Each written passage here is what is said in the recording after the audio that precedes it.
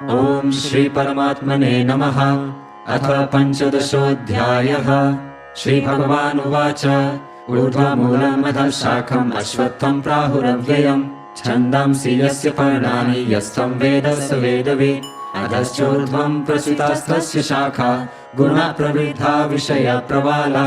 अधश्च मूलान्यनुसन्ततानि कर्मानुबन्धीनि मनुष्यलोके न रूपमस्येह तथोपलभ्यते नान्तो न चादि न च सम्प्रतिष्ठा अश्वस्थमेनं सुविरूढमूलम् असङ्गशस्त्रेण दृढेन चित्वा तथा परं तत्परिमार्गितव्यम् यस्मिन् गता न निवर्तन्ति भूयः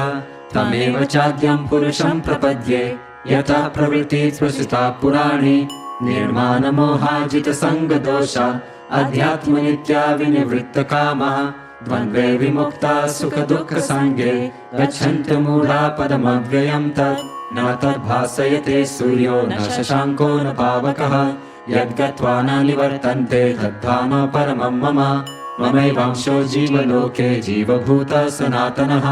मनः षष्ठानीन्द्रियाणि प्रकृतिस्थानि कर्षति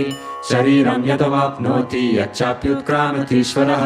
विहित्वैतानि संयाति वायुर्गन्धानि वाशयात् श्रोत्रं चक्षुस्पर्शनं च रसनं घ्राणमेव च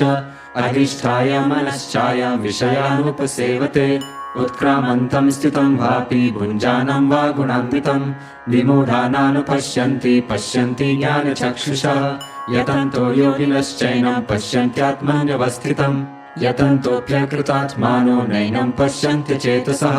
यदादित्यगतं तेजो जगद्भासयतेऽखिलं यच्चन्द्रमसि यच्चाग्नौ तत्तेजो विद्धि मामकम् गामाविश्य च भूतानि धारयाम्यहमोजसा पुष्णामि चौषधी सर्वा सोमो भूत्वा रसात्मकः अहं वैश्वानरो भूत्वा प्राणिनां देहमाश्रितः प्राणापानसमायुक्तः पचाम्यन्नं चतुर्विधम् सर्वस्य चाहं हृदि सन्निविष्टो मत्तः स्मृतिर्ज्ञानमपोहनं च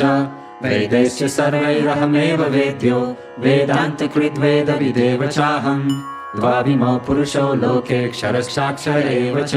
क्षरः सर्वाणि भूतानि कूटस्थोऽक्षर उच्यते उत्तमा पुरुषस्त्वन्यः परमात्मेत्युदाहृतः यो लोकत्रयमाविश्य बिभर्तव्य ईश्वरः यस्माक्षरमतीतोऽहम् अक्षरादपि चोत्तमः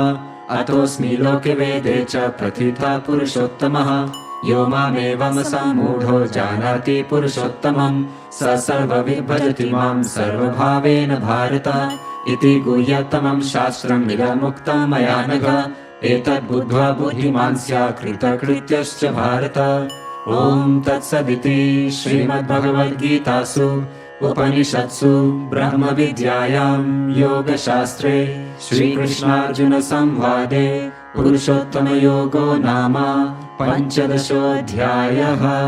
हरिः ओम्।